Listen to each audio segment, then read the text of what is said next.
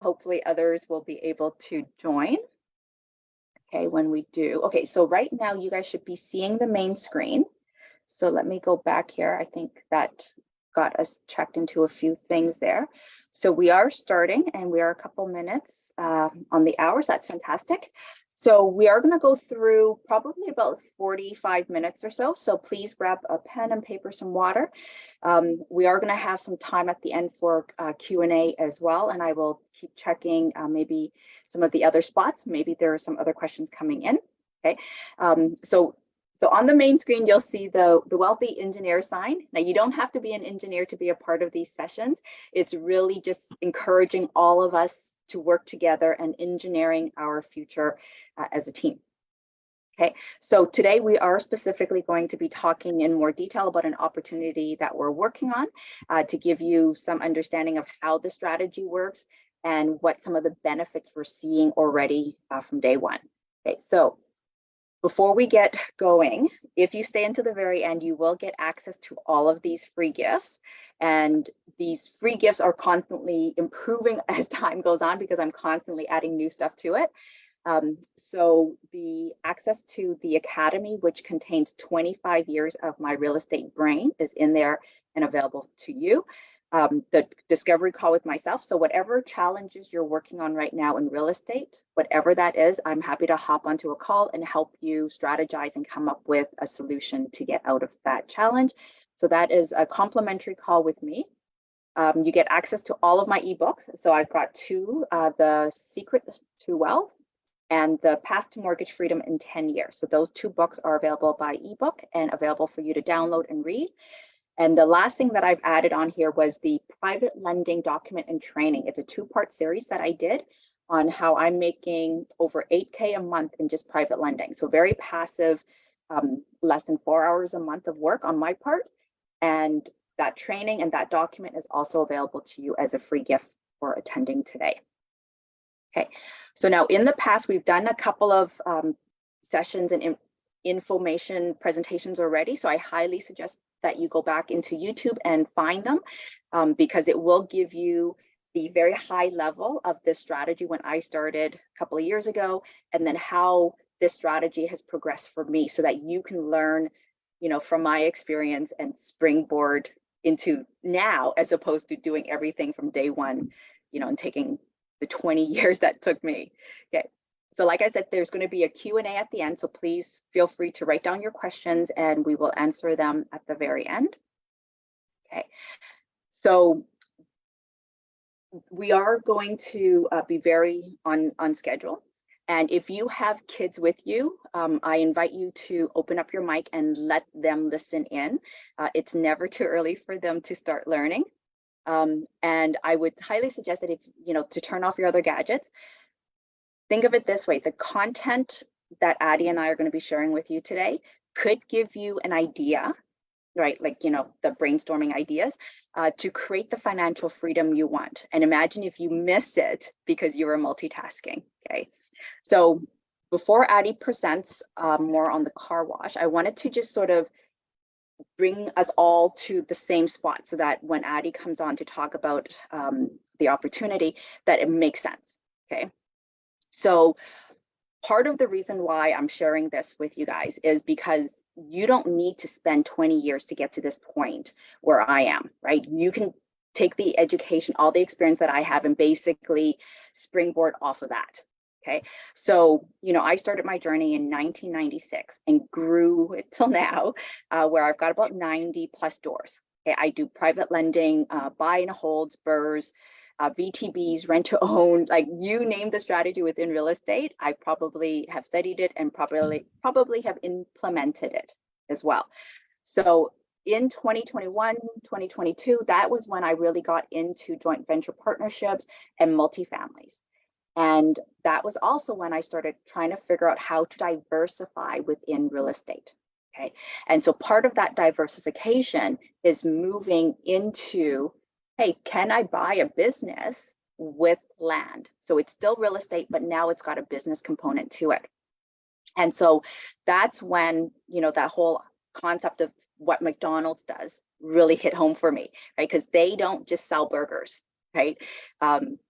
we probably have all eaten at McDonald's, and we can all pretty much say that their burgers aren't that great, right? Okay, but they've got a great business because they own the real estate that they're on. Okay, so so in 2020, that was when I really got into the equity joint ventures. And that was when I really started diversifying into these infinite return strategies. Okay. So before Addie gives you an update on the Big Tory Wash opportunity, this particular opportunity from day one, we're going to see a 400K equity buy-in and some creative partnership options that Addie's going to talk about. Okay. Now, I do want to mention in this that this session is for educational and informational purposes. It's not to solicit you and pull you from other opportunities, but there is an opportunity for you to join us if you like. It's really to give you that knowledge so that you can do this strategy and have a starting point for a conversation. Okay. So let me just bring up the legal disclaimer. You know, this is what I'm doing to grow my wealth for myself and my family, and it may not be right for you. My risk tolerance is different from yours. And, you know, so before you implement any of it, please talk to me, talk to Addie, talk to somebody else to make sure you understand how these joint venture partnership works and how the concept of infinite return also works. Okay. I'm also just going to put a note there that I am a professional engineer, but the concept of what we're presenting here is not related to the professional engineering group in any way. Okay, so Addie, I'm going to pass it over to you and let you jump right in. Okay. Thank you. Thank you everyone for being here. Let me share my screen. What I realized I think was yesterday or before yesterday was that why we've been doing this, I've not actually shared my story. So I decided to put that as first thing to talk about. You know, I'm a real asset investor. So, and I moved to Canada just in 2019. I started my business. I set up Ascend in 2020 in the midst of the pandemic, focused primarily on investment management and buy-side advisory. I only focus on cash flowing and profitable business, you know, car wash, self-storage, apartment building, and light industrial. That's what I look at for. I have about close to 2 decades experience in private equity, merger and acquisition, you know, corporate development. I did that for close to 2 decades. Transaction experience about over $1 billion plus, because I've done about 300, and 200 in oil and gas, power, utilities, real estate. My experience, I was, you know, head of alternative investments, CFO. So I think I have some bit of experience when it comes to managing investment.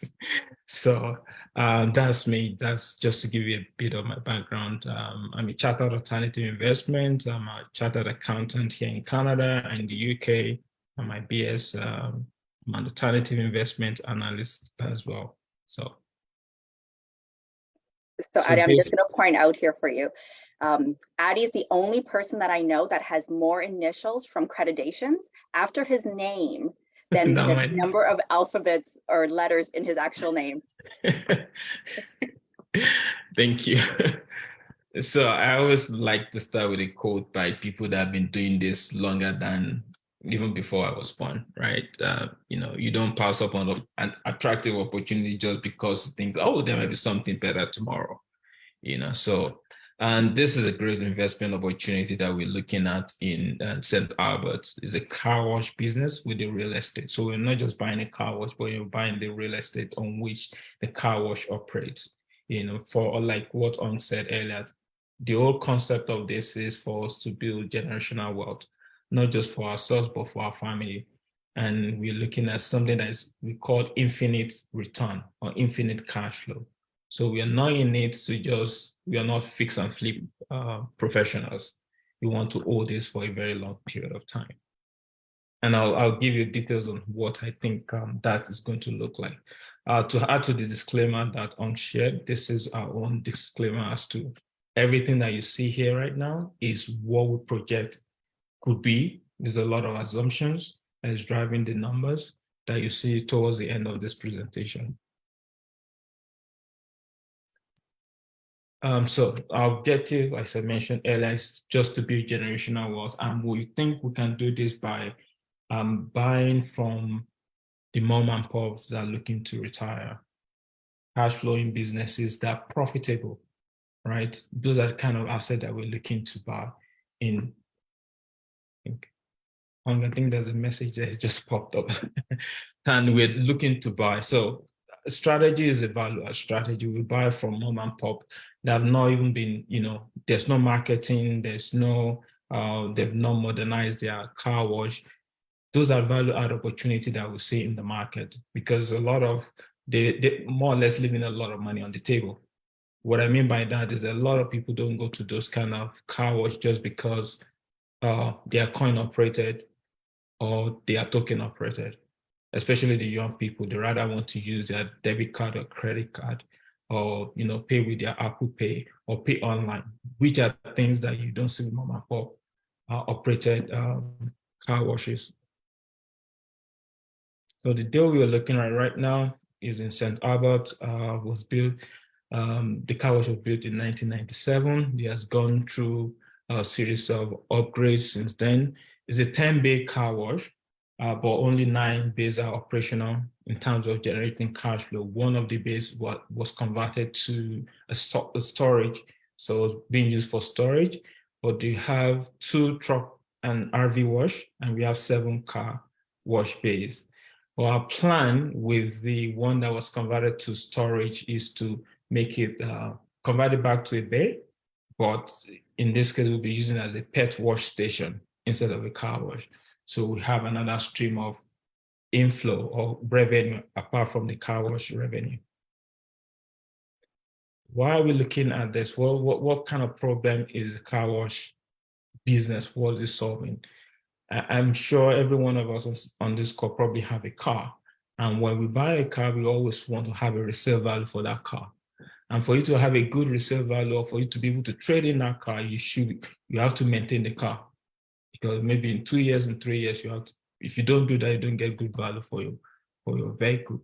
And if you don't maintain it, you probably have to be going to the auto shop regularly because of the damage that, as you know, especially in Alberta here, where there's a lot of snow, right? The sand, the salt, the chemical that's been poured on the road after each downpour of snow, because for the road to be motorable, you have to put snow on it so that people can drive easily. And that's, we all have experience of what that does to the car.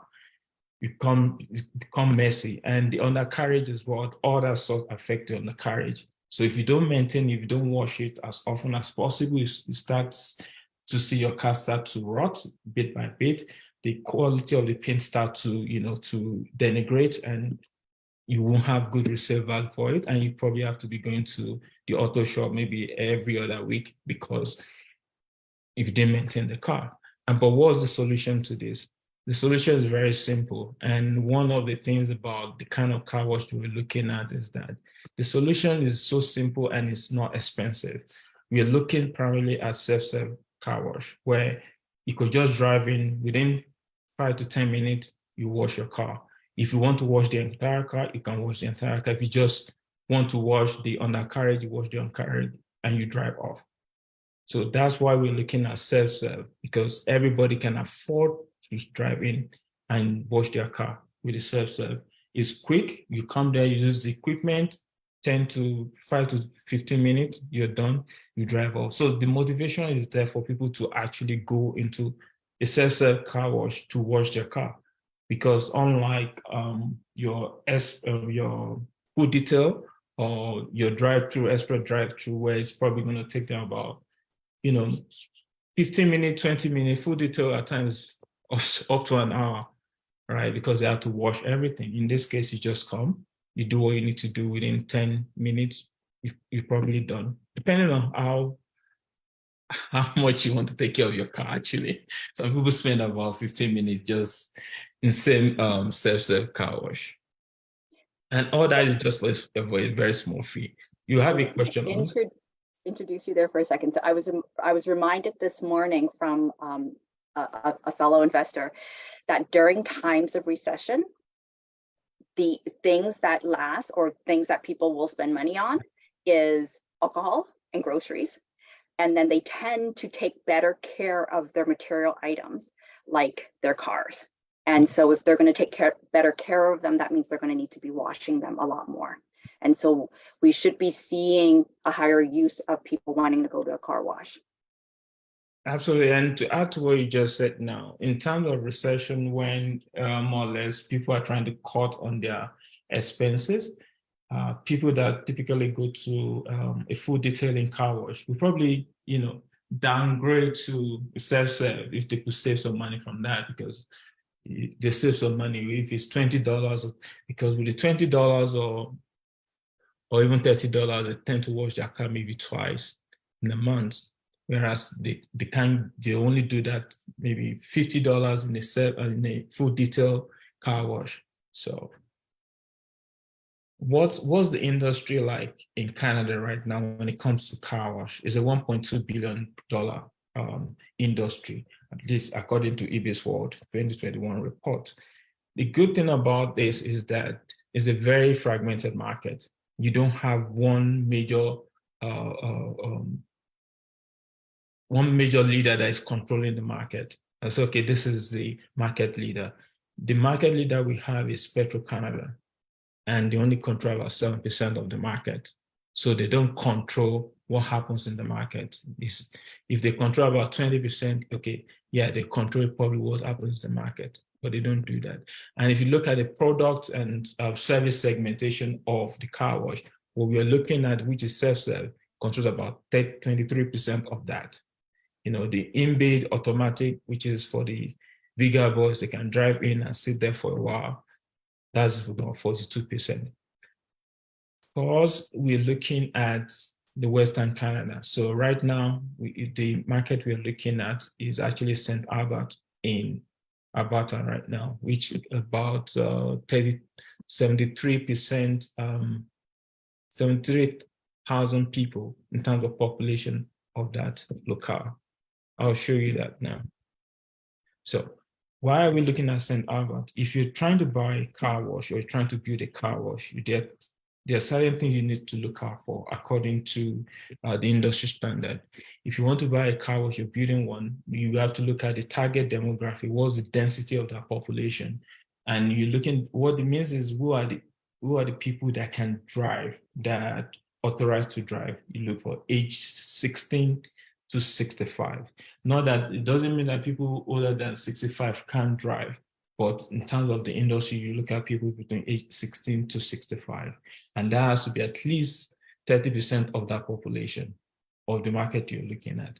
The St. Albert, what we are looking at, is 49% of that population, which is 20 to 60 years old people in that. So we have enough in terms of the market that we're looking, customers that we're looking to attract. And when you're looking at car wash again, the household income should be between 45,000 and 75,000, right? In St. Albert is 60 to 150,000 on the average. So that means that they can afford to wash their car. The funny thing about St. Albert, which is a plus for what we're trying to do, is that there's no public transit. So everybody, and for those of us that are doing real estate, when you're trying to buy a real estate, especially multifamily, you want to look at the work score. What would the work score? What it means is that if I have tenants here, how easy is it for my tenant to be able to go to a grocery store, to be able to get a train or go on? It's how easy it is for them to. That means they can walk to that maybe 10 minutes, 5 minutes, 2 minutes. But in St. Albert, there's nothing like that, because the work score is about 34%. In the multifamily, you want to look at something at least 70% work score.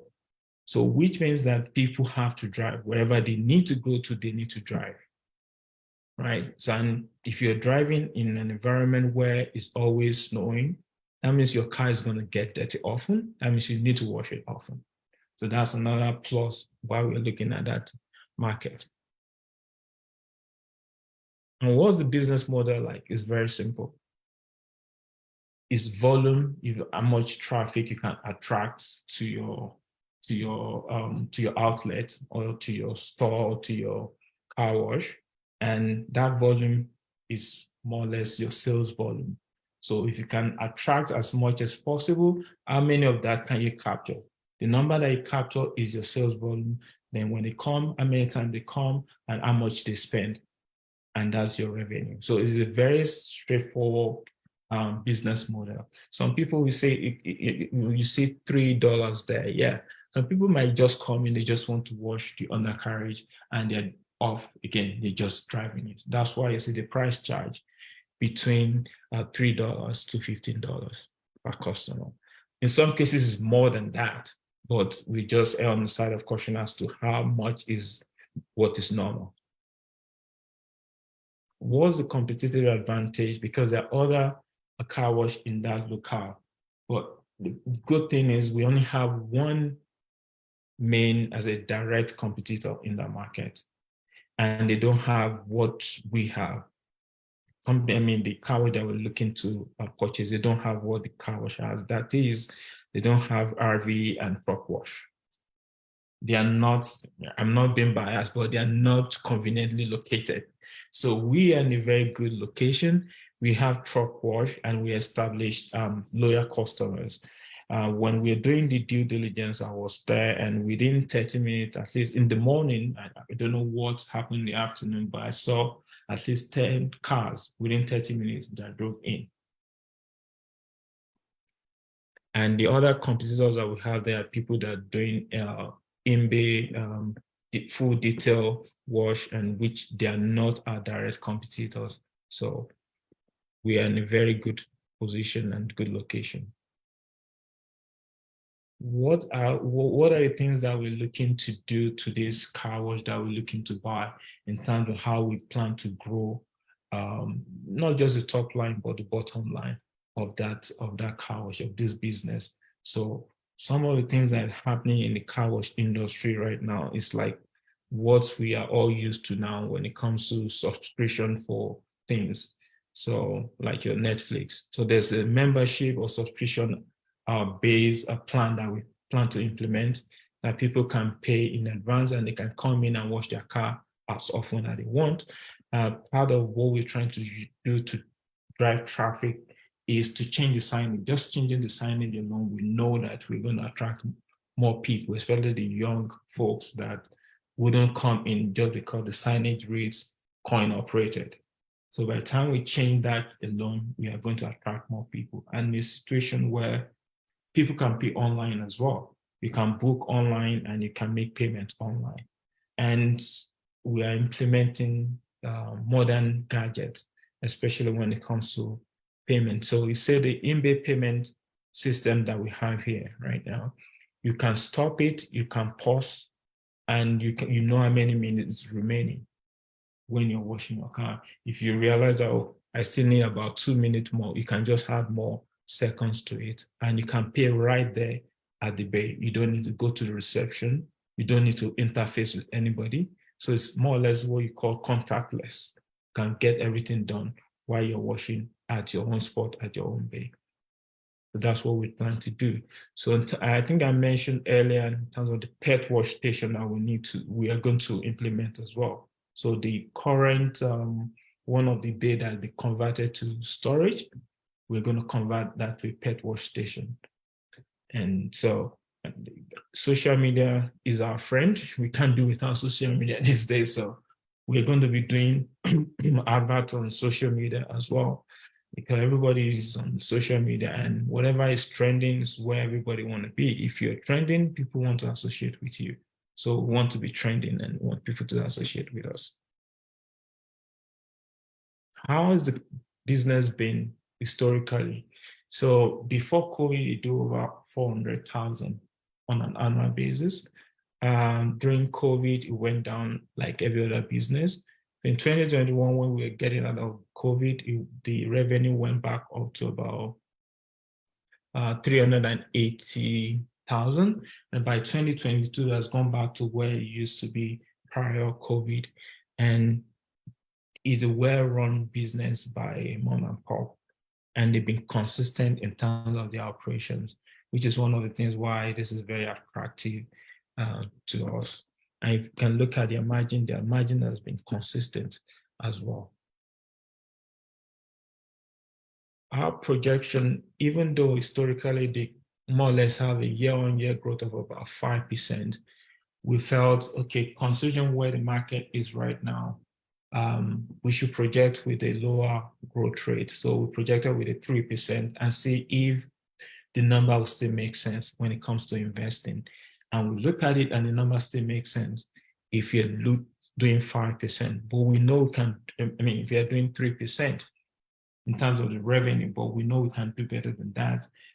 When it comes to operating expenses as well, we decided to grow it by 5%, considering inflation, even though 2021, 2022 was 2%, but we decided to grow it by 5% and see where we end at in terms of potential return.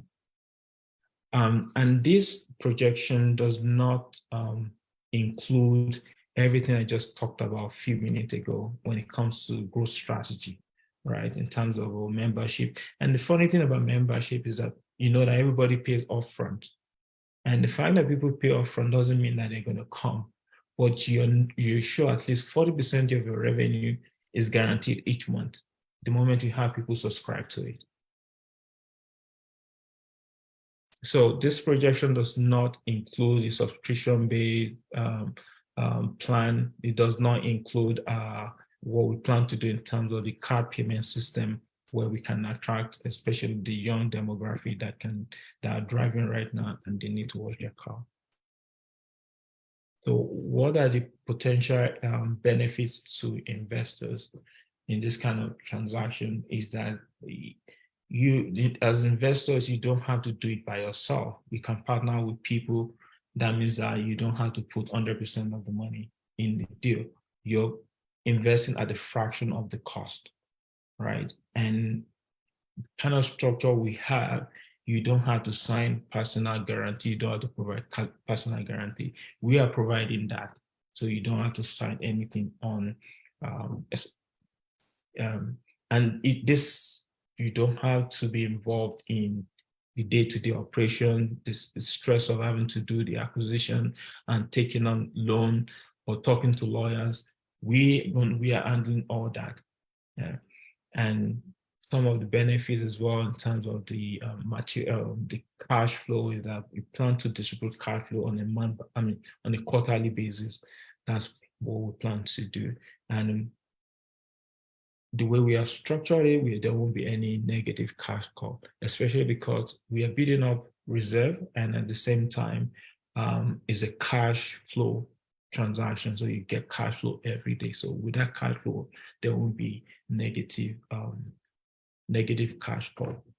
And you have your financial freedom to do whatever you want, enjoy quality time with your loved ones. So this is the team lead. Can you go back to the last slide, Adi? I just want to add a point about the negative cash call. So Adi just really touched really quickly on this negative cash call. But so the reason why I'm asking him to go back to it is because this is actually a really big thing, okay? Because when you are investing in any property, especially when you are in partnership with somebody else, with all of these multifamilies, there's always a potential for a negative cash call. So think of a negative cash call as the condos getting a special assessment. Okay, you have X amount of square footage, you have to pay that special assessment. There's no getting around it. So if you don't have the money, you have to go and take out a loan or do something else creative, right? So in multifamilies and apartment buildings, when there is a negative cash call, you as an investor have to pay that in.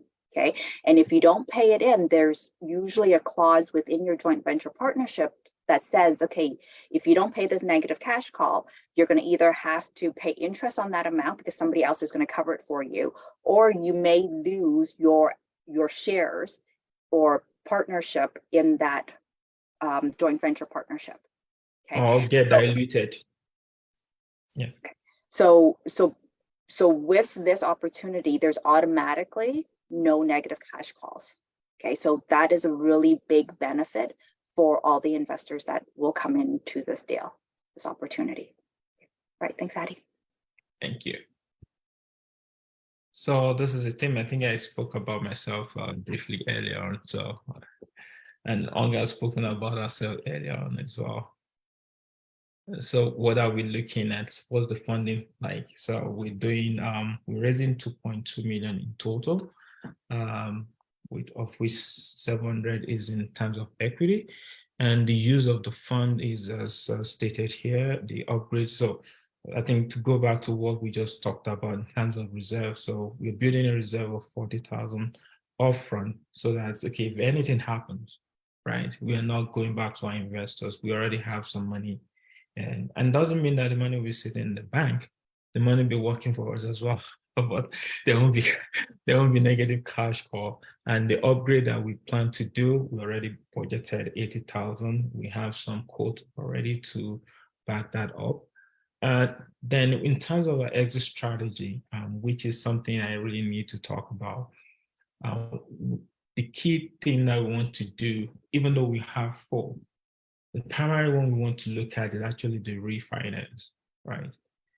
With our strategy right now, we're buying at 2 million. The appraised value is 2.4 million. So we already have equity built up of 400,000 from day one upon closing. Now, we plan to refinance this deal within 24 months. This deal will be refinanced within 24 months.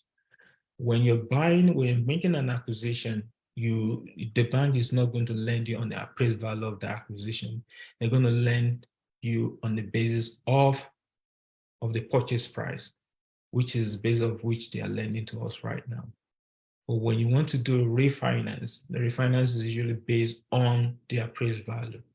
So, and as it is right now, we're going to reappraise this within 18 months when we are close to doing our refinance. At that point, at least what we have right now, we're close to about 2.8, 2.9, based on just adding extra 25,000 in terms of bottom line or NOI to what we currently have. And that gives us about 2.8 million. So if you do 2.8 million and you do LTV of even 70%, we still have about 400,000 cash. Now, this is equity takeout. So our investors are going to get within 24 months that we're going to do refinance. Our partners, our equity partners are going to get at least 50% of their money back.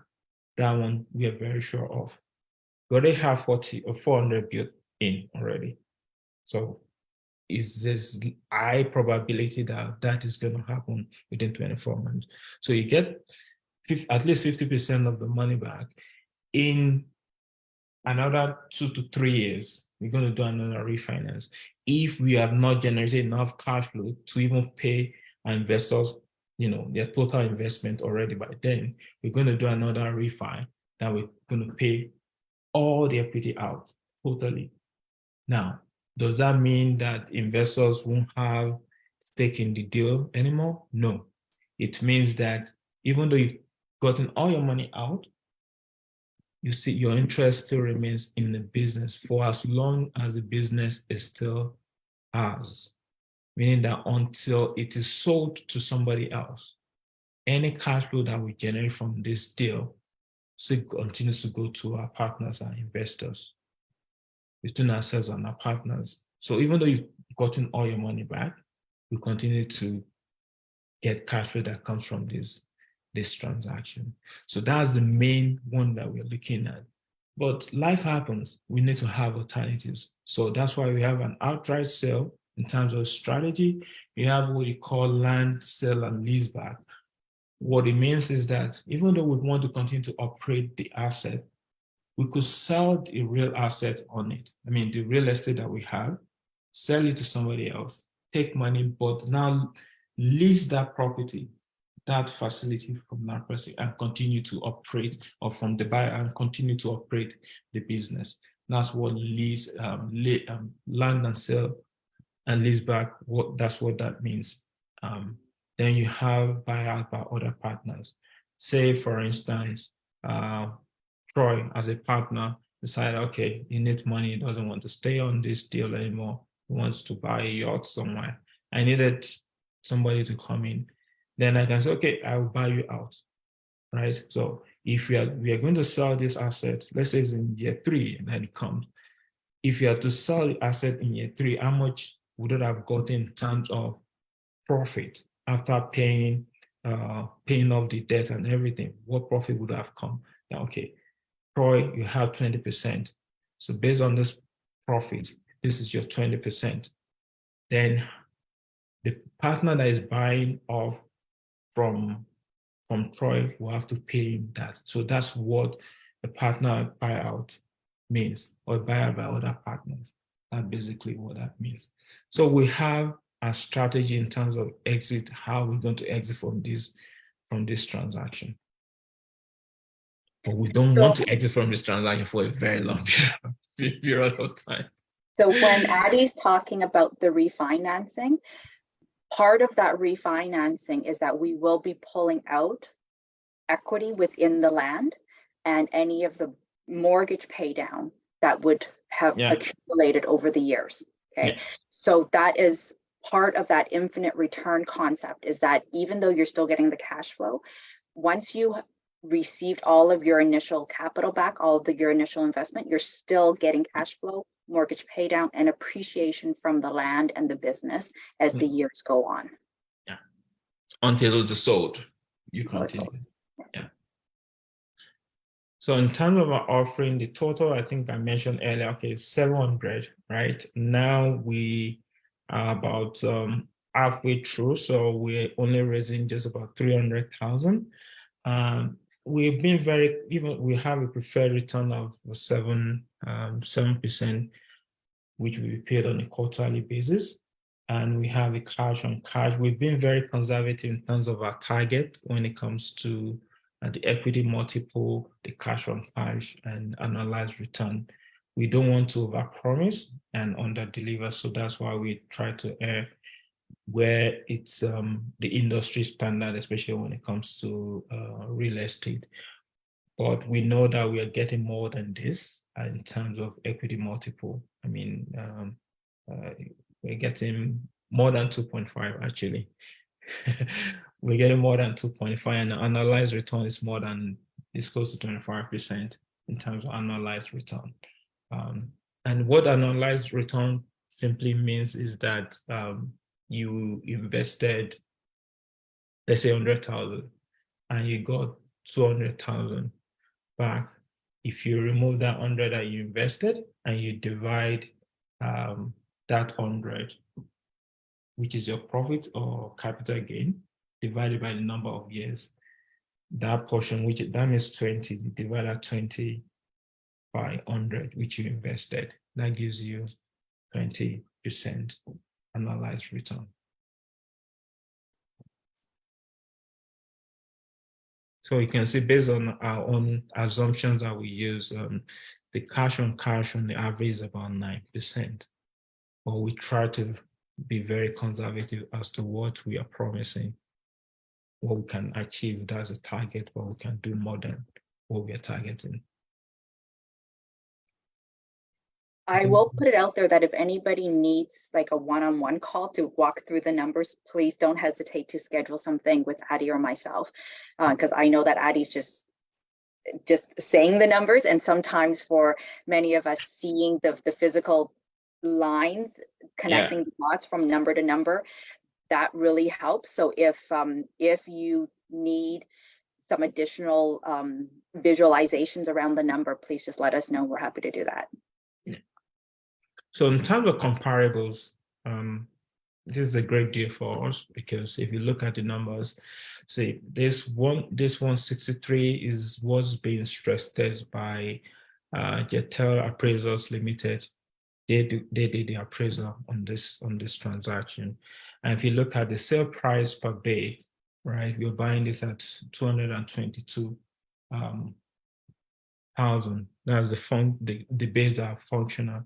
So if you had to use 10, right? It would just be, we are buying at 200,000 per bay, right? But we are using the number of bays that are actually generating cash flow. That's why we decided to use 9. Even at that, we're still buying it at far below what the market is actually doing right now. And if you look at revenue per bay as well, we're number 2. We're doing better than every other comparables in the market. And I'll look at the last one, which is the cap rate. If you look at the cap rate, every other one in the market is about 7%, 6.5 to about 7%. And based on the price at which we are buying this at the 8.15% cap rate, which is a fantastic deal. You know, if we are to buy it at the appraised value, it will be at 6.9% cap rate. But we're not buying at the appraised value, we're buying at the negotiated price, which is 2 million. And we're getting it at 8.15% cap rate. And there's a nice slide. Yeah, I think this is the last slide. Yeah. So thank you very much, everyone. Thank you for being here. If anybody has a question about what NOI is or cap rate, like why those are important, feel free to ask that, because a lot of, unless you're an active real estate investor, those abbreviations might hit you like, I don't know what that is. Okay. Okay. So I could actually just talk about that.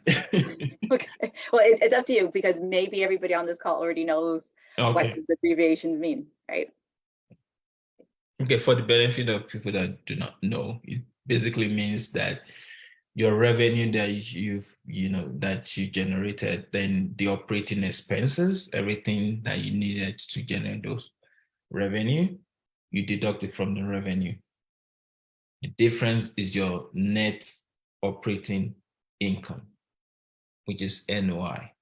The NOI does not factor in your capital structure. What it means is that it has not factored in your interest payment or principal repayment or any taxes. Now, the fact that I mentioned taxes, let me go back on the taxes. We're using limited partnership structure. And the beauty of limited partnership structure is that there's what is called return of investment, and there's what is called return on investment. So for tax purposes, the 7% that each investor gets let's just say each year, right, will not be captured as a return or as a dividend, but rather as return of capital. So what it means is that, okay, you've invested 100,000 and 7% year one means 7,000. So for tax purposes, your 100,000, you've gotten 7,000 back from your $100,000 investment. So you're not taxed on that 7%. In the limited partnership structure, especially when you do it right, you're only taxed on the capital gain. Until all your money is recouped, you don't get taxed. That's just a summary of it.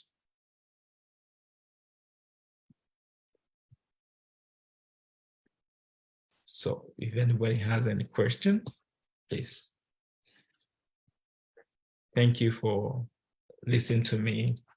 We are right on schedule. So that was perfect, Addie. So we've got about 12 minutes left in the scheduled call. So if there are any questions or comments or any feedback, please share them with us, and we'll be happy to see if we can answer them or take that back. Okay, thanks, Carol. Yeah, it's nice to see you. Okay.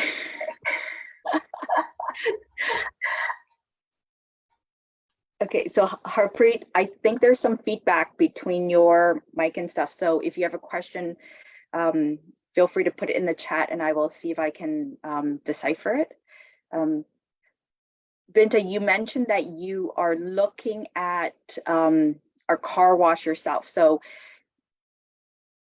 the question I have for you, Binta, is are you looking at doing a brand new car wash, or are you buying into an existing one? I was on the process to buy a new one, but since I saw this, it's pretty interesting. So I would like to see. I came like 30 minutes when it started, so I missed a lot. Maybe I will need to see the beginning, so we can talk about it. Okay. Okay. So Binta, I'll make sure that I send you the last recording when Adi went into bigger details and like more in-depth detail about the opportunity. And then I'll also send you some of the previous recordings on equity partnerships so that you get that broader understanding of it. But Adi, can you maybe touch on acquiring like a brand new one versus buying an existing business already that has land? So I always love acquisitions, right? I think when you're doing an acquisition, it's easier for you for a number of reasons. One is an existing business is established already, so that means they've got clientele base, especially businesses that at least been in business for at least 5 years. That means they've gone through a lot of motions, so they're trial and error, so at least they figured it out. So they're in business, they didn't close out. So they've got track record. They got clientele base that are coming there already. They got financial, historical financials, because it's easier for them. With that, it's easier for them to get financing with the banks. If you're a startup, you don't have, there's nothing there. So it's very difficult for a bank to finance it, right? Especially because this is what you call a single user asset. And a single user asset, in this case, you're trying to build from ground up. It's a lot of money. Even if it's a brand new one that has been built already and they're trying to sell to you after being built about a year, then have they established the clientele base? Those are the things that I'll typically look out for when I'm trying to look for an acquisition. Historical, 5 years, great. Are they making profit? And they're making profit and it's cash flowing, great. So if you're starting something new, the challenge is, when would you get to making profit? When will you be able to cash flow positive? There's cash flow, then there's cash flow. There's negative cash flow and positive cash flow. So you have to look for the ones that have positive cash flow, the one that is profitable. And being profitable and being positive cash flow are not the same thing. So you have to look at those two. The company could be profitable, but when you look at the cash flow, they don't have any cash. They have negative cash flow. So I always prefer to buy I will always buy, not prefer. I will always buy an existing one at least 5 years in operation to compare to starting a brand new one. Those are the reasons why I would suggest anyone that wants to get into entrepreneurship like this, buy an existing business rather than try to start from scratch. So now you do want to consider franchises versus non-franchise. Okay, so that is another aspect of the conversation that Adi's not really talking about. The other thing that I want to mention too is, are you acquiring the business as an active partner like what Adi's doing, right? Or are you coming in as a passive investor, so you're not spending more hours of your day working, right? So the opportunity that Adi's presenting to you here, this is where you're coming in as a passive investor. So you're not expected to be at the wash, for an hour a month or 2 hours a month or anything like that. Okay. So when you're acquiring a business, you want to think about that too, like how active are you going to be in that business? And when you're active, you're going to put your personal guarantee. So the banks are going to ask for your personal guarantee. Even when you're not active, if you're in a JV, a proper JV, not limited partnership kind of JV, the banks are still going to ask for your personal guarantee. So you want to be sure that you have the personal guarantee to provide for that. Even if you're bringing somebody on, even if you have just about 20% or 5%, the bank might stay, the lender might say, ask for your personal guarantee. So. Mac, do you want to come on and ask your question about the RRSP, TFSA, or LARA lending? Hey, how's it going? Yeah, no, I just was curious. So yeah, if there is any options for registered funds to be used. Unfortunately, no, not the government. So yeah, they won't allow it in a private equity kind of transaction. They will only allow you to use registered funds when you're doing like a second mortgage, or when you're buying in a trust, a REIT, for instance, or mutual trust fund. They will allow that. Thank you. You're welcome. Right. So the quick answer is no. So I didn't think now, so. okay. So now, that is also a personal decision, right? Where if you've got some money sitting in those registered accounts and they're not performing to the way that you want, and you're not wanting to do second mortgages or private mortgages with them, it may make sense to sit with your financial advisor or accountant and say, okay, does it make sense for me to withdraw the money now and do other types of investings outside of your registered funds? Okay, because there's a whole other mindset around investing, like waiting with your registered funds to withdraw them when you're 65. Okay, so it's a completely different conversation outside of this one. Okay, so we are doing great on time. We've got about a couple more minutes so before the hour is up. So I want to make sure that if you want to connect with Addie, please feel free to do so. So Addie, do you want to bring up your contact slide so that people know how to reach out to you? If you want to connect with me, I'm happy to do that as well. Whether it's for this opportunity or to talk about the RRSP TFSA strategy, and then also talking about multifamilies, because there was a couple of comments in there about how this compares to multifamilies. So if that conversation is wanted, I'm happy to hop onto a call and do that as well. Okay, so I will make sure to send everybody a follow-up email with the link to the recording, because there was a few people, and I do apologize. I don't know what happened with the Zoom link. Apparently people did not get the right link. So, so I do apologize for that. So I will make sure that I send out an email with the recording for this one and the previous ones, and then along with the free gifts that I promised at the beginning, so that everybody gets access to that, along with the free training for the private lending. Okay. Thank you. Thanks, Troy. Oh, Troy hopped off. Okay, fantastic. If there's no other questions, Addie and I will stay on to make sure that there's no other questions. But otherwise, thank you so very much for joining us today and learning about this opportunity and how to instantly make 400K in equity. If there's anything else, please let us know.